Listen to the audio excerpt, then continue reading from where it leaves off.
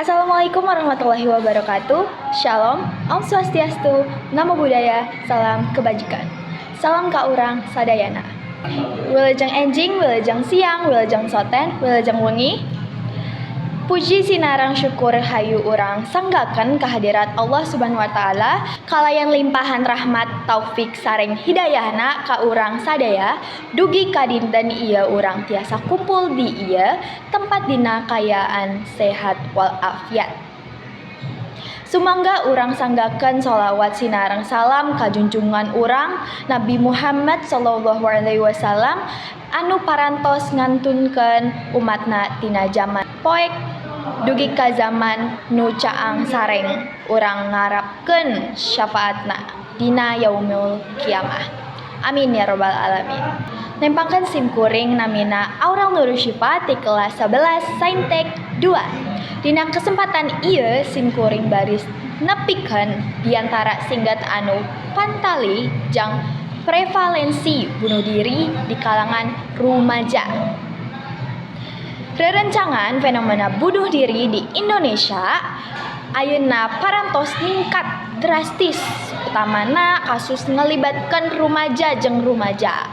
Ngeunaan data kecatet ku WHO anu bertindak selaku Badan Koordinasi Kesehatan Masyarakat. Secara internasional aya 10.000 urang Indonesia anu bunuh diri dina tahun 2012. Jeung jumlahna beuki nambahan dumasarkeun kana data ti Komite Anak Nasional tahun 2011 kacatet saloba 23 rumaja Indonesia di mana 90% diantarana umur antara 13 sareng 17. Kalobaan kasus kapanggih janten selingkuhan citadu dimimitian dina umur ngora. Tina hal ieu bunuh diri bisa ngabalukarkeun pesimis di generasi ngora, generasi penerus kahirupan berbangsa jeung bernegara.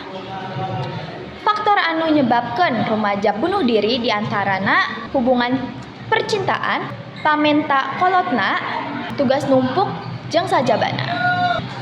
Pencegahan sareng pengobatan diantarana ngadekatkeun diri ka Allah, konsultasi psikolog, ngebejaan babaturan, jalan-jalan, ngartos konsekuensi tina bunuh diri.